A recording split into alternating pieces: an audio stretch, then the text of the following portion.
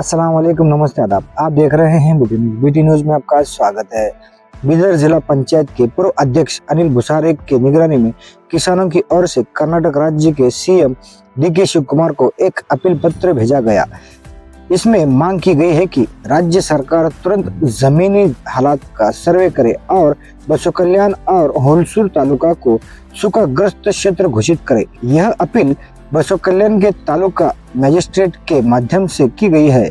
इस साल बसो कल्याण और होलसूर तालुका में बारिश की भारी कमी के कारण किसान बहुत मुश्किल दौर से गुजर रहे हैं। हजारों एकड़ में बोई गई फसल सूख गई है और किसानों को भारी आर्थिक नुकसान उठाना पड़ रहा है। खेती बाड़ी का काम पूरी तरह से ठप हो गया है और किसानों की आजीविका पर संकट आ गया है। बसो कल्याण तालुका और होलसूर तालुका को अभी तक सूखाग्रस्त क्षेत्र घोषित नहीं किया गया। प्रति हेक्टर 50,000 रुपए का मुआवजा घोषित किया जाए और तुरंत दिया जाए। किसानों को बीमा की राशि का भुगतान तुरंत किया जाए।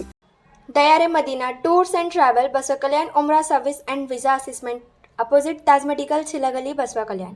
किसानों की आजीविका के लिए जरूरी बुनियादी सुविधाएं उपलब्ध कराई जाए, साथ ही किसानों का कर्ज माफ किया जाए और उन्हें बर्बाद होने से बचा जाए। किसानों की आत्महत्या रोकने के लिए उचित कदम उठाया जाए। इस मुद्दों को लेकर यह विरोध रैली निकाली गई और तहसीलदार को एक मेमोरेंडम सौंप दिया गया। इस दौरान सामाजिक कार्यकर्ता आकाश खंडरे और विभिन्न गांवों के किसान भी शामिल हुए।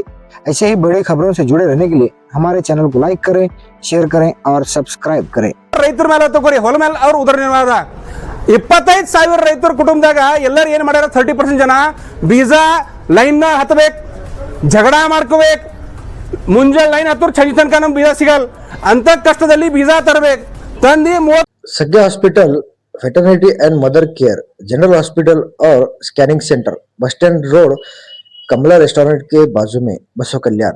राधे सुपरमार्केट, एड्रेस है opposite Santosh gas agency, near Shivpur road, Basava Kalyan. 10% ಜನ ಏನ್ ಮಾಡ್ಯಾರ ಬಿತ್ತಿದ್ದಾರೆ, ಬಿತ್ತಿನಾಕ ಮೋಡ್ಗಳ ಕಡೆ ಇಷ್ಟು ಬಂದವೆ ಅದ್ರ ಸಹ ಗ್ಯಾರಂಟಿ ಇಲ್ಲ। ಈಗ 70% ಜನ ಏನ್ ಮಾಡ್ಯಾರ ಎಲ್ಲ ಏನದು ಧಾನ್ಯಗಳು ಬೀಜಗಳು ತಂದು ಇಕ್ಕಿದ್ದಾರೆ, ಅವ್ರು ಹಾದಿ ಕಾಯ್ತಾ ಇದ್ದಾರೆ ಏನಪ್ಪ ಮಳೆ ಬರಬೇಕು, ಮಳೆ ಬಂದ್ರು ಸ್ಟಾರ್ಟ್ ಮಾಡ್ಬೇಕಂತ। ಈಗ ಸಮಸ್ಯೆ ಹೆಂಗದ ನೋಡ್ರಿ, ಹಿನ ಒಂದು 10 ದಿನ ಜನ ಮಳೆ ಬಂದಿದ್ದು ತಗೋರಿ, ಅದು ಏನು ಬೀಜ ಅದ ಅದು ಸುದ ಈಗ ಬಿತ್ತಲಕ್ ಬರಲ್ಲ, ಯಾಕಂದ್ರೆ ಸೀಸನ್ ಹೋಯ್ತದು, ಬೇರೆ ಬೀಜ ತಗೋಬೇಕಾಯ್ತದ। ಆ ಸಲಕ ಬೇರೆ ಸಾಹುಕಾರ ಏನಾರ ಬೇರೆ ಜನ ಏನಾರ ಅವ್ರ ಕಡೆ ರೈತರು ಸಾಲ ಮಾಡಬೇಕು, ಸಾಲ ಮಾಡಿ ಏನದ ಅವ್ರೇನದ ಬೀಜ ಬಿತ್ತಾರ। ಇದು ಬಹಳ ಭಯಂಕರ ಪರಿಸ್ಥಿತಿ ಅದ।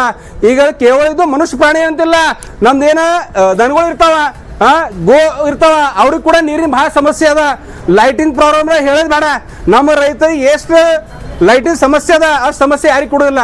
ಇದು ಎಲ್ಲ ಏನು ಮುದ್ದೆ ಅದ ತಗೊಂಡು ಅನಿಲ್ ಭುಸಾರಿ ಅವರ ನೇತೃತ್ವದಲ್ಲಿ ಅವರು ಇವತ್ತು ಸಂಕಲ್ಪ ಮಾಡಿದ್ದಾರೆ, ಏನಂದ್ರು ಆ ರೈತರಿಗೆ ಏನದ ನ್ಯಾಯ ಸಿಗಲೇಬೇಕು। ಆ ಸಲುವಾಗಿ ತಹಸೀಲ್ ಆಫೀಸ್ ಬಸವ ಕಲ್ಯಾಣದಲ್ಲಿ ಬಂದಿದ್ದೀವಿ।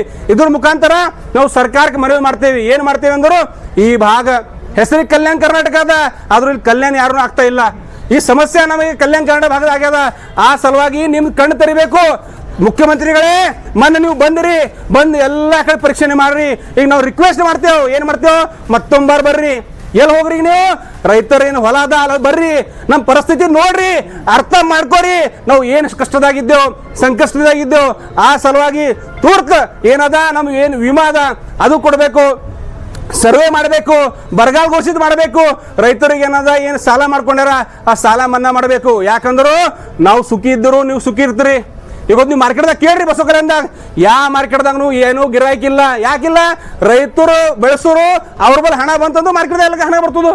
ಆ ಸಲಗ ಎಲ್ಲ ಎಷ್ಟು ದೊಡ್ಡವರಿರಲಿ ರೈತರು ಸಂಕಷ್ಟದಾಗಿದ್ದರು ನಾವು ಯಾರನ್ನು ಒಳ್ಳೆ ರೀತಿ ಇರ್ಲಾಕ್ ಸಾಧ್ಯ ಇಲ್ಲ। ಆ ಸಲುವಾಗಿ ಅನಿಲ್ ಭುಸಾರಿ ಅವ್ರ ನೇತೃತ್ವದಾಗ ಇವತ್ತು ಎಲ್ಲ ರೈತರು ಬಸವ ಕಲ್ಯಾಣ ತಾಲೂಕಿಂದ ಇಲ್ಲಿ ಬಂದಿದ್ದೇವೆ।